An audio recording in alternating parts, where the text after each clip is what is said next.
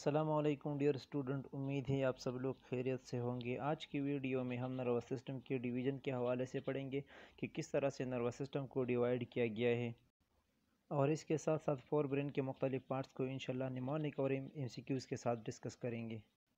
इसलिए dear student video को and तक ज़रूर देखें और स्किप ना करें। हमारी बॉडी में मौजूद 11 सिस्टम में से नर्वस सिस्टम सबसे ज़्यादा कम्प्लेक्स और स्मॉलेस्ट सिस्टम है। नर्वस सिस्टम को टू मेजर पार्ट्स में डिवाइड किया गया है, जिसमें एक सेंट्रल नर्वस सिस्टम है और दूसरा पेरिफेरल नर्वस सिस्टम है। सेंट्रल नर्वस सिस्टम को नर्वस सिस्टम इसलिए कहा जाता है कि ये हमारे बॉडी के मोस्ट जो एक्टिविटीज़ है तो उसको कंट्रोल करता है, जबकि पेरिफेरल नर्वस सिस्टम हमारे ब्रेन और बॉडी के मुख्तलिफ पार्ट के दरमियान एज अ कनेक्शन काम करता है। जैसा कि आप सब लोग जानते हैं कि हमारे बॉडी की जो एक्टिविटीज़ है उसके हवाले से सबसे पहले सेंसरी इंफॉर्मेशन हमारे ब्रेन तक आ जाती है, तो ये sensory information peripheral nervous system के ज़रिए हमारे ब्रेन तक पहुँच जाते हैं। फिर जब ब्रेन उन्हीं इंफॉर्मेशन के हवाले से फीडबैक देता है तो वही फीडबैक हमारे बॉडी के मुख्तलिफ पार्ट्स तक भी पेरिफेरल नर्वस सिस्टम के ज़रिए ही पहुंच जाता है। पेरिफेरल नर्वस सिस्टम को फर्दर टू पार्ट्स में डिवाइड किया गया है, जिसमें एक ऑटोनॉमिक नर्वस सिस्टम है और एक सोमैटिक नर्वस सिस्टम है। ऑटोनॉमिक नर्वस सिस्टम हमारे बॉडी के इनवॉलंटरी मूवमेंट को, इनवॉलंटरी एक्टिविटीज़ को कंट्रोल करता है, जबकि जो सोमैटिक नर्वस सिस्टम है तो हमारे बॉडी के वॉलंटरी एक्टिविटीज़ जो है तो उनको कंट्रोल करता है। यानी जो ऑटोनॉमिक नर्वस सिस्टम है तो उसका कनेक्शन हमारी बॉडी के इनवॉलंटरी मसल के साथ है, यानी कार्डियक मसल और स्मूथ मसल के साथ है, जबकि जो सोमैटिक नर्वस सिस्टम है तो इसका कनेक्शन हमारे बॉडी के स्केलेटल मसल के साथ है, यानी हमारे बॉडी के जो वॉलंटरी मसल है उसके साथ सोमैटिक नर्वस सिस्टम का कनेक्शन है। ऑटोनॉमिक नर्वस सिस्टम को फर्दर टू पार्ट्स में डिवाइड किया गया है, जिसमें एक सिंपैथेटिक नर्वस सिस्टम है और एक पैरासिम्पैथेटिक नर्वस सिस्टम है। पैरासिम्पैथेटिक नर्वस सिस्टम हमारे बॉडी की एक्टिविटीज़ को रेस्ट के कंडीशन में कंट्रोल करता है, यानी जब हमारी बॉडी रेस्ट में होती है तो इस सिचुएशन में हमारे बॉडी की जो एक्टिविटीज़ होती है तो वो पैरासिम्पैथेटिक नर्वस सिस्टम कंट्रोल करती है, जबकि जब हमारी बॉडी स्ट्रेस के सिचुएशन में होती है या इमरजेंसी के सिचुएशन में होती है तो इस कंडीशन में हमारे बॉडी की एक्टिविटीज़ को सिंपैथेटिक नर्वस सिस्टम कंट्रोल करते हैं। इसलिए सिंपैथेटिक नर्वस सिस्टम को फाइट एंड फ्लाइट सिस्टम भी कहते हैं, जबकि पैरासिम्पैथेटिक सिस्टम को रेस्ट एंड डाइजेस्ट सिस्टम भी कहते हैं। अब सेंट्रल नर्वस सिस्टम की क्लासिफिकेशन की तरफ चलते हैं, तो सेंट्रल नर्वस सिस्टम को टू पार्ट्स में डिवाइड किया गया है, एक ब्रेन है और एक स्पाइनल कार्ड है। हमारे बॉडी की ज़्यादातर एक्टिविटीज़ को ब्रेन कंट्रोल करता है। ब्रेन एक स्ट्रक्चर में इनक्लोज होता है जिसको स्कल कहते हैं। हमारा ब्रेन तकरीबन 100 बिलियन न्यूरॉन से बना होता है, जबकि दूसरे साइड पे जो स्पाइनल कार्ड होता है ये भी एक स्ट्रक्चर में इनक्लोज होता है जिसको वर्टेब्रल कॉलम कहते हैं, और स्पाइनल कार्ड तकरीबन 100 मिलियन न्यूरॉन से बना होता है। ब्रेन 100 बिलियन न्यूरॉन से बना होता है, जबकि स्पाइनल कार्ड 100 मिलियन न्यूरॉन से बना होता है। अब इसको किस तरह से याद करेंगे, तो इसके लिए आसान सा तरीका ये है कि ब्रेन भी बी से स्टार्ट होता है और बिलियन भी बी से स्टार्ट होता है, तो इसलिए जो 100 बिलियन है तो ब्रेन के लिए है, जबकि जो 100 मिलियन है तो न्यूरॉन की जो अमाउंट है वो स्पाइनल कार्ड के लिए है। ब्रेन को फर्दर 3 पार्ट्स में डिवाइड किया गया है, जिसमें फोर ब्रेन है जिसको प्रोजेंसिबलान भी कहते हैं, इसके साथ मेड ब्रेन है, मेड ब्रेन को मेजेंसिबलान भी कहते हैं, और जो तीसरा पार्ट है उसको हैंड ब्रेन कहते हैं, तो हैंड ब्रेन को रॉम्बेंसिबलान भी कहते हैं। इस पहले वाले डिवीजन को प्राइमरी वेसिकल भी कहते हैं, और ये वाला डिवीजन तकरीबन जब एम्ब्रियो 4th वीक का होता है तो उस टाइम पे होता है। एम्ब्रियो के 5th वीक पे ये जो 3 वेसिकल होते हैं ये फर्दर डिवाइड हो जाते हैं और ये तकरीबन 5 वेसिकल बन जाते हैं। तो इसमें जो पहला वाला पार्ट होता है फोर ब्रेन, तो वो मज़ीद 2 पार्ट्स में डिवाइड हो जाता है, जिसमें एक को टेलेंसिफालन कहते हैं जबकि दूसरे को डायंसिफालन कहते हैं। जो मेड ब्रेन है तो वो अपनी जगह पे रह जाता है, मेजेंसिफालन यानी वो अपनी जगह पे रह जाता है और वही टेक्टम एंड टेगमेंटम पे मुश्तमिल होता है। लेकिन जो हैंड ब्रेन है, जो लास्ट वाला पार्ट होता है ब्रेन का, वो भी 2 पार्ट्स में डिवाइड हो जाता है, जिसमें एक मेटेंसेफालन होता है और दूसरा माइलेंसेफालन होते हैं। अब हर एक सेफालन में पार्ट्स होते हैं, तो उसको किस तरह से याद रखना है इसके लिए मैंने निमोनिक्स बना दिए है। उसी ने मैंने निमोनिक्स का यूज़ करते हुए इन सब पार्ट्स को याद करने की कोशिश करेंगे। जो टेलेंसिफालन है तो ये 4 पार्ट्स पे मुश्तमिल होता है, जिसमें सेरेब्रम आता है, बेसल गिंग्लियाज होते हैं, हिपोकैम्पस होता है, एमिगडाला होता है। तो इसको याद रखने का आसान तरीका ये है कि आप लोगों ने इस निमोनिक को याद रखना है। हाई ABC, हाई हिपोकैम्पस के लिए है, ए एमिगडाला के लिए, बी बेसल गिंग्लिया के लिए है और सी सेरेब्रम के लिए है या सेरेब्रल कॉर्टेक्स के लिए है। जबकि जो फोर ब्रेन का दूसरा पार्ट है तो उसको 3 पार्ट्स में डिवाइड किया गया है, थैलेमस, हाइपोथैलेमस एंड इपिथैलेमस। तो उसको आसान तरीके से याद रखना है। द को याद रखें तो इसमें टी थैलेमस के लिए है, H हाइपोथैलेमस के लिए है और ये जो E है तो ये एपिथैलेमस के लिए है। जो मेसेंसेफलन है यानी मिड ब्रेन है तो इसमें 2 पार्ट्स होते हैं, एक टेक्टम है और दूसरा टेगमेंटम है। लेकिन जो हाइंड ब्रेन है तो उसको भी 2 पार्ट्स में डिवाइड किया गया है। इसमें जो पहला वाला पार्ट है मेटेंसेफलन तो उसको 2 पार्ट्स में डिवाइड किया गया है, पोन्स एंड सेरेबेलम। मेटेंसेफलन को याद रखने के लिए जो निमानिक है तो है वी मेट एट पीसी, यानी मैं किसी से पीसी में मिला था या मिला। तो मेटेंसेफलन को रिप्रेजेंट करता है और जो पी है तो पोन्स को रिप्रेजेंट करता है और जो सी है तो सेरेबेलम को रिप्रेजेंट करता है। जबकि जो दूसरा पार्ट है हाइंड ब्रेन का मेलेंसेफलन तो उसको याद रखने का आसान तरीका ये है कि माई मेडोला, यानी जो मेलेंसेफलन है वो किस चीज़ पे मुश्तमिल होता है, मेडोला पे मुश्तमिल होता है।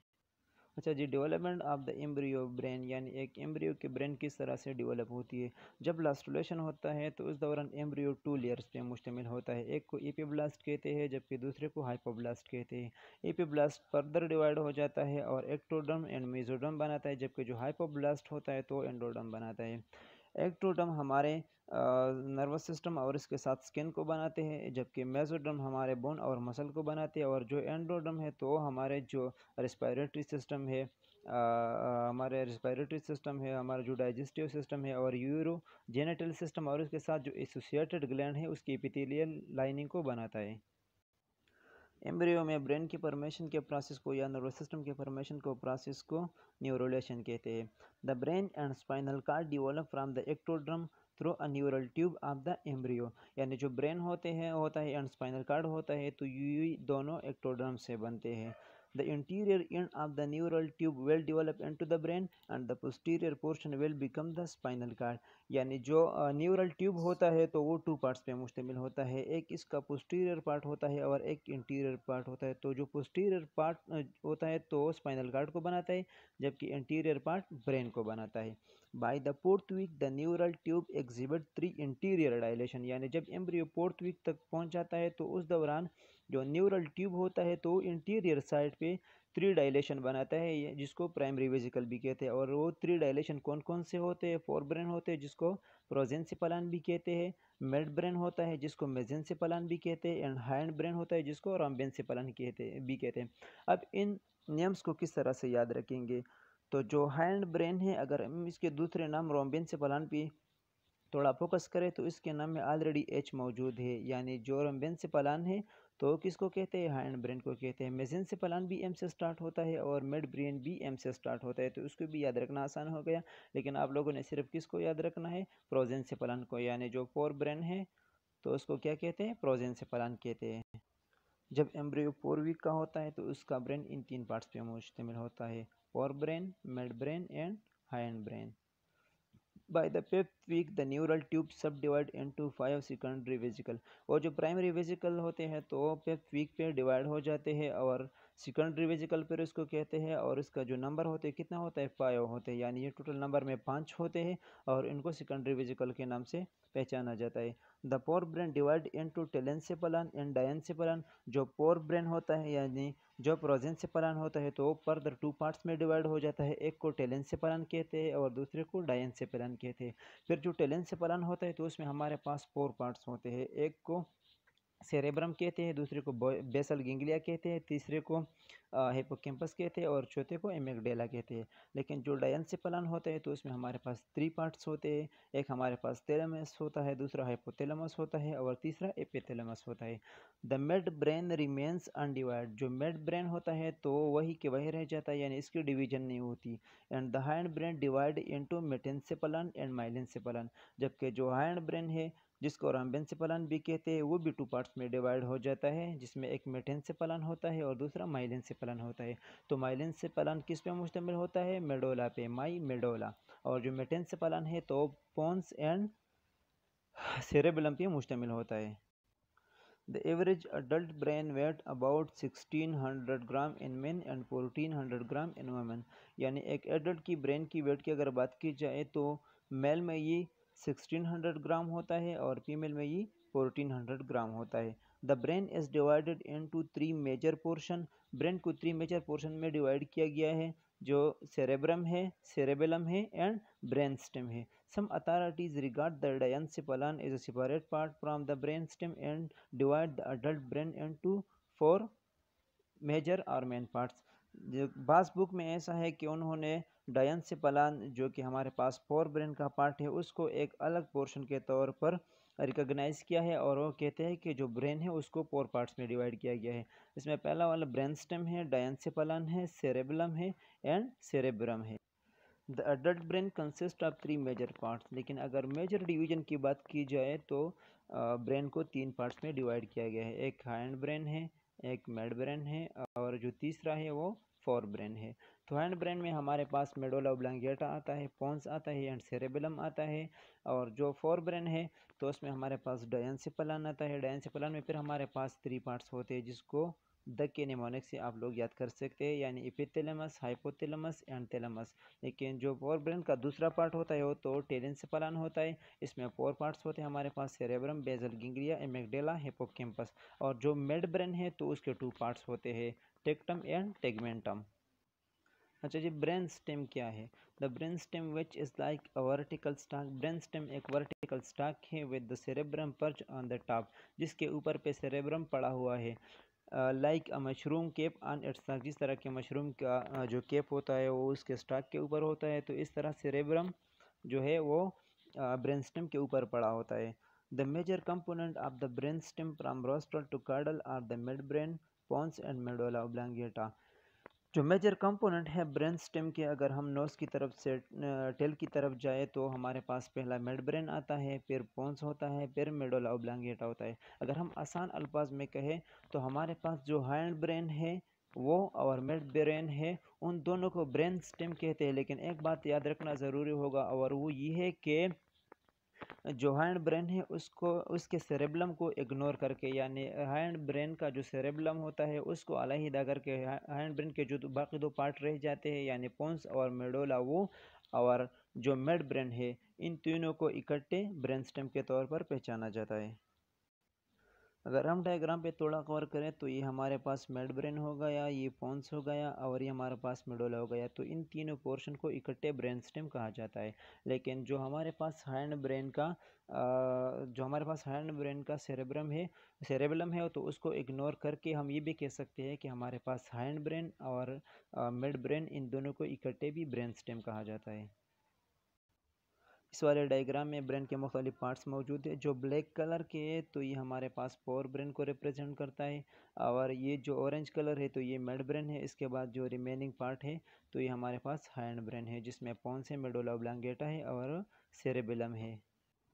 अच्छा जी, अब हम फोर ब्रेन यानी प्रोजेंसिफलन को डिटेल के साथ पढ़ेंगे। तो उसके हमारे पास जो 2 पोर्शन है, पहले एक पोर्शन को कवर करेंगे, फिर उसके बाद दूसरे वाले पोर्शन या पार्ट को कवर करेंगे।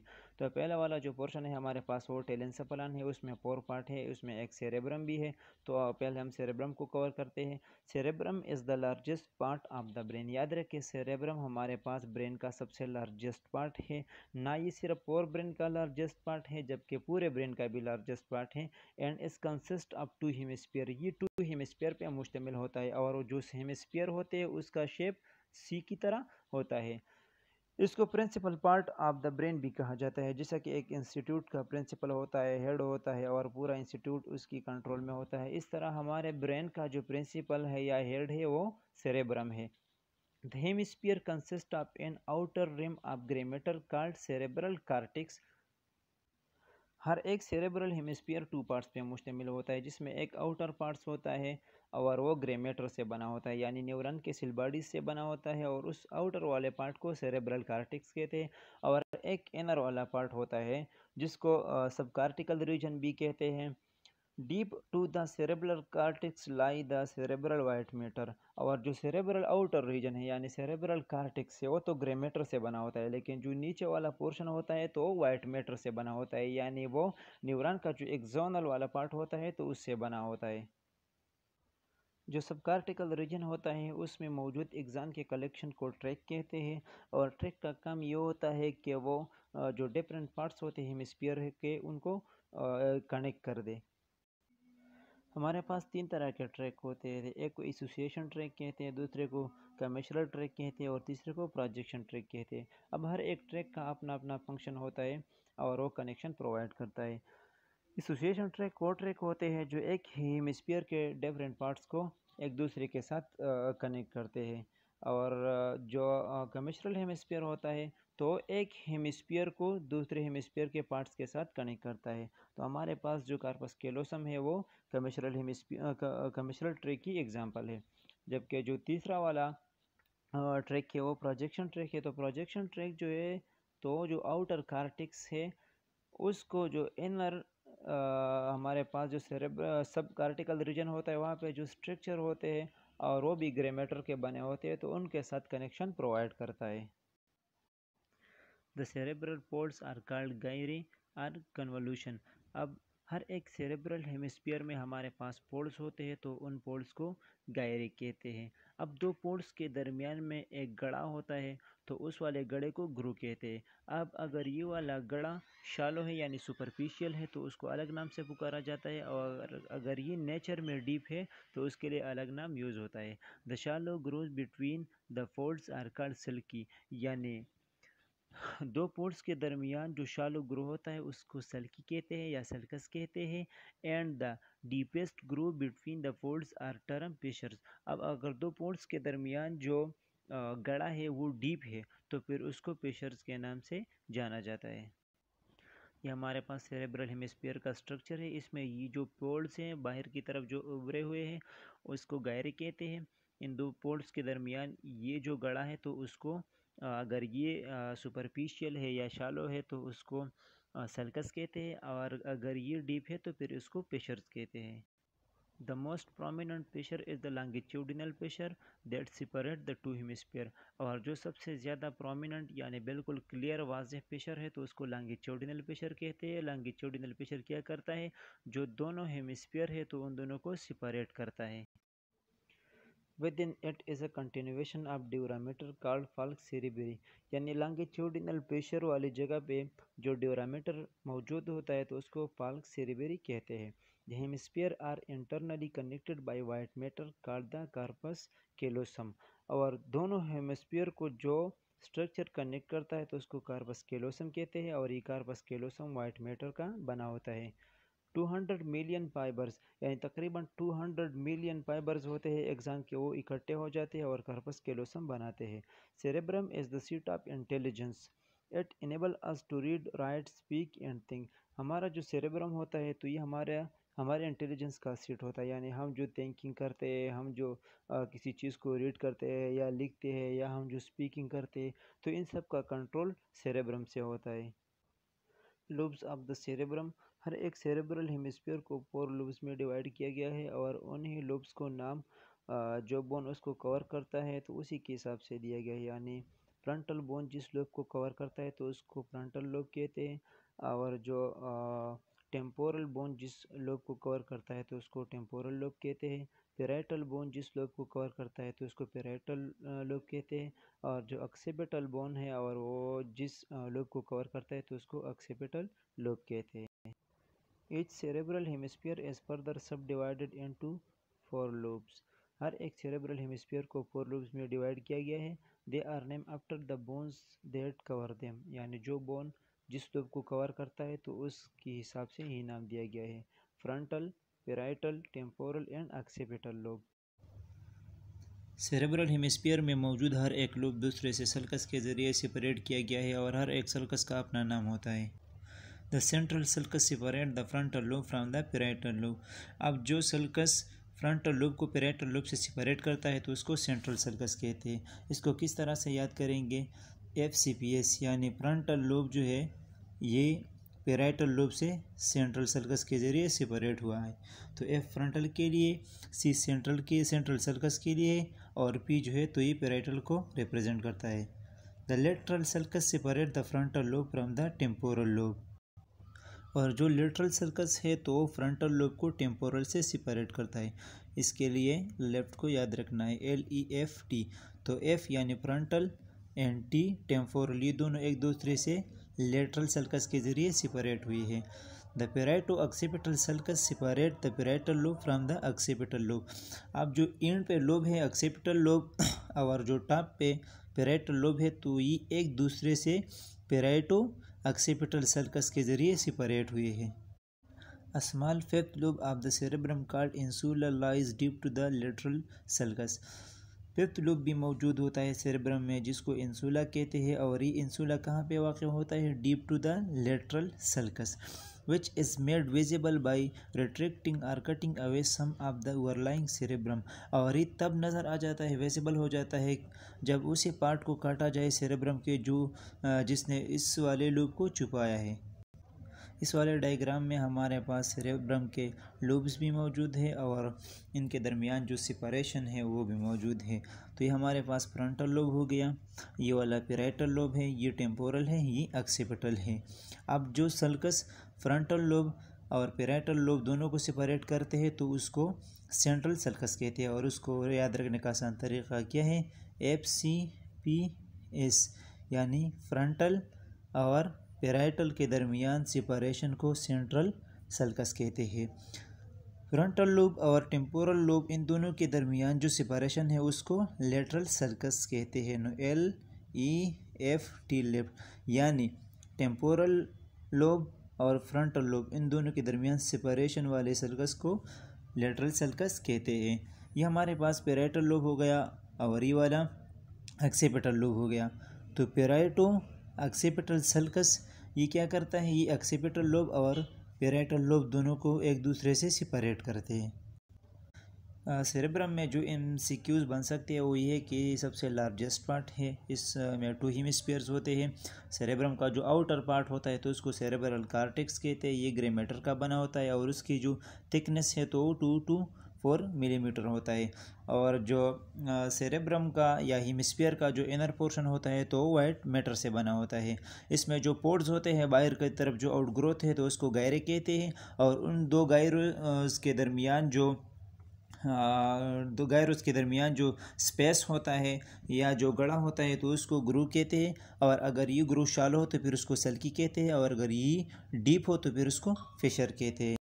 अच्छा जी, द मोस्ट प्रोमिनेंट प्रेशर कौन सा है? तो लॉन्गिट्यूडिनल प्रेशर है। लॉन्गिट्यूडिनल प्रेशर क्या करता है? दोनों हेमिस्फीयर को सेपरेट करता है, और जो स्ट्रक्चर दोनों हेमिस्फीयर को कनेक्ट करता है तो उसको कार्पस कैलोसम कहते हैं, और वो वाइट मैटर का बना होता है।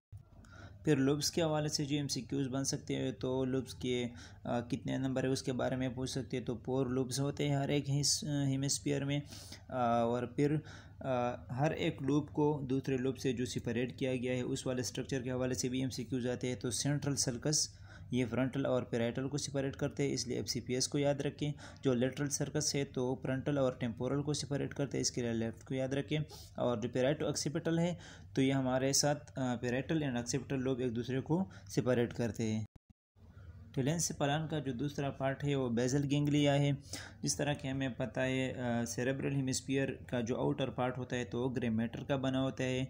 अब ग्रे मैटर के कुछ स्ट्रक्चर ऐसे होते हैं कि वो हमारे साथ जो सेरेब्रल हेमिस्फीयर का इंटीरियर पार्ट होता है वहाँ पे भी मौजूद होते हैं। Deep within each cerebral hemisphere are 3 nuclei. अब हर एक सेरेब्रल हेमिस्फीयर में अगर डीप देखा जाए तो 3 न्यूक्लियाइज होते हैं, that are collectively called basal ganglia, जिसको बेसल गेंगलिया कहा जाता है। Are may also be called basal nuclei, या बास बुक्स में उसको बेसल न्यूक्लियाई भी कहते हैं। The 3 basal ganglia are globus pallidus, putamen and caudate nucleus. जो 3 बेसल गेंगलिया है वो कौन कौन से है? ग्लाबस पैलेडस है, प्यूटामिन है एंड क्यूडेट है। ये हमारे पास दोनों हेमिस्फीयर का स्ट्रक्चर है। तो ये जो आउटर पार्ट है ये भी ग्रे मैटर का बना होता है, लेकिन इसका जो इनर पोर्शन होता है तो वहाँ पे भी जगह जगह पे ग्रे मैटर के कुछ स्ट्रक्चर प्रेजेंट होते हैं, तो उसको बेसल गेंगलियास कहते हैं। हमारे पास 3 बेसल गेंगलियास होते हैं। इसमें एक क्यूडेट है, ये वाला क्यूडेट है, इस वाले को प्यूटामिन कहते हैं, और इसका जो इंटीरियर पोर्शन पे होता है, इंटीरियर साइड पे होता है तो उसको ग्लोबस पैलेडस कहते हैं। The putamen and globus pallidus are collectively called the lentiform. अब प्यूटामिन और जो ग्लाबस पैलेडस वाला बेसल गेंगलिया है तो इन दोनों को इकट्ठे लेंटिपाम के नाम से पहचाना जाता है। तो उसको याद रखने का आसान तरीका है LPG, यानी लेंटिपाम किसको कहते हैं? प्यूटामिन एंड ग्लोबस पैलिडस दोनों को इकट्ठे लेंटिपाम कहते हैं। While the putamen and caudate nucleus are collectively called corpus striatum, जबकि प्यूटामिन एंड क्यूडेट दोनों को कार्पस स्ट्राइएटम कहते हैं। तो इसके लिए आप लोगों ने पीसी को अपने माइंड में बिठाना है। पी का मतलब है प्यूटामिन एंड सी का मतलब है क्यूडेट, यानी इन दोनों को कार्पस स्ट्राइएटम कहते हैं। The basal ganglia help to regulate initiation and termination of the fine muscle movement. ये क्या करता है? ये हमारे फाइन मसल मूवमेंट को कंट्रोल करते हैं, यानी वो मूवमेंट जिसमें ज़्यादा मसल इस्तेमाल करने की ज़रूरत नहीं होती, जिस तरह के जब हम लिखाई करते हैं या कोई कागज़ वगैरह को उठाते हैं, तो इस तरह के जो मूवमेंट होते हैं इसकी इनिशिएशन और टर्मिनेशन का काम बेसल गिंग्लिया करते हैं। ये प्यूटामिन है और ये हमारे पास ग्लोबस पैलिडस है, तो इन दोनों को इकट्ठे लेंटिपाम कहते हैं। लेकिन हमारे पास जो क्यूडेट होता है और प्यूटामिन होता है, तो इन दोनों को इकट्ठे कार्पस स्ट्राइएटम के नाम से जाना जाता है। Grey matter and white matter क्या है? Grey matter and white matter को समझने से पहले हमें पहले न्यूरॉन की स्ट्रक्चर को समझना होगा। हमें पता होता है कि जो न्यूरॉन होता है इसमें डेंड्राइट्स होते हैं, हमारे पास सेल बॉडी होती है और इसके साथ एक्सान होता है। तो न्यूरॉन का ये जो सेल बॉडी वाला पोर्शन होता है, तो ये हमारे नर्वस सिस्टम में ग्रे मैटर को बनाता है, लेकिन इसका ये जो एक्सान वाला पोर्शन होता है तो ये वाइट मैटर को बनाता है। The brain like the spinal cord is composed of 2 layer. जिस तरह स्पाइनल कार्ड 2 लेयर से बना होता है, ब्रेन भी 2 लेयर से बना होता है, जिसमें एक को ग्रे मैटर कहते हैं और दूसरे को वाइट मैटर कहा जाता है। Grey matter form a surface layer called the cortex. ये जो ग्रे मैटर होता है ये सेल बॉडी का बना होता है और ये सेरेब्रम में या सेरेब्रल हेमिस्फीयर में जो सरफेस लेयर होता है, जो आउटर साइड पे होता है, कॉर्टेक्स जिसको कहा जाता है, वो बनाता है। और इसके साथ साथ ये डीप में भी कुछ मासेस बनाते हैं जिसको न्यूक्लियाई कहते हैं या बेसल गिंग्लियास कहते हैं। यानी जो ग्रे मैटर होता है ये सेरेब्रल हेमिस्फीयर का आउटर पार्ट बनाता है जिसको कॉर्टेक्स कहते हैं, और इनर में भी उसके कुछ मासेस प्रेजेंट होते हैं, यानी जो सब कॉर्टिकल रीजन होता है वहाँ पे भी उसके कुछ मासेस प्रेजेंट होते हैं ग्रे बॉडी के, उसको न्यूक्लियस या न्यूक्लियाई या बेसल गिंग्लियास कहते हैं। लेकिन grey matter and white matter की जो अरेंजमेंट है स्पाइनल कार्ड और ब्रेन में है वो मुख्तलिफ है। ब्रेन में आउटर पार्ट में ग्रे मैटर होता है और इनर पार्ट में वाइट मैटर होता है, लेकिन स्पाइनल कार्ड में हमारे पास जो आउटर पार्ट होता है तो वाइट मैटर का बना होता है और इनर पार्ट ग्रे मैटर का बना होता है, यानी ये दोनों एक दूसरे के अपोजिट होते हैं। टिलेंसेफालन का जो तीसरा पार्ट है वो लिम्बिक सिस्टम है। The limbic system name for the medial border of the temporal lobe. Limbic system कहाँ पे वाक़ होता है? ये टेम्पोरल लोब के मीडियल बॉर्डर पे वाक़ होता है। Is the ring of cortical structure surrounding the corpus callosum and thalamus. ये रिंग लाइक स्ट्रक्चर होता है जो कार्पस कैलोसम और थैलेमस को सराउंड करता है। अगर इस वाले डायग्राम को हम गौर से देखें तो ये हमारे पास टेम्पोरल पोर्शन हो गया टेम्पोरल लोब का, तो ये टेम्पोरल लोब का फ्रंट वाला पोर्शन हो गया, ये मीडियल वाला पोर्शन हो गया और ये पोस्टीरियर पोर्शन हो गया। तो हमारे पास लिम्बिक सिस्टम कहाँ पे वाक़ है? ये टेम्पोरल लोब के मीडियल वाले पोर्शन पे वाक़ है और ये एक रिंग लाइक स्ट्रक्चर है। रिंग लाइक स्ट्रक्चर है जिसने क्या किया है, जिसने कार्पस कैलोसम, ये हमारे पास कार्पस कैलोसम हो गया और ये थैलेमस है, इन दोनों को सराउंड किया है। The limbic system is sometime called the emotional brain. याद रखें MCQs पॉइंट ऑफ व्यू से ये बहुत ज़्यादा ज़रूरी है। लिम्बिक सिस्टम को इमोशनल ब्रेन भी कहा जाता है क्योंकि इसमें एक न्यूक्लियाई है जो कि वो मोस्टली उसका फंक्शन क्या है, हमारे इमोशन को कंट्रोल करना। It include the nuclei called amygdala and hippocampus. अब ये जिन स्ट्रक्चर पे मुश्तमिल है, जिन न्यूक्लियाइज पे ये मुश्तमिल है, तो इसमें एक एमिगडेला है हमारे पास और दूसरा हिपोकैम्पस है। Amygdala almond shape is compose of several group of neuron located close to the caudate nucleus which is concern with emotion.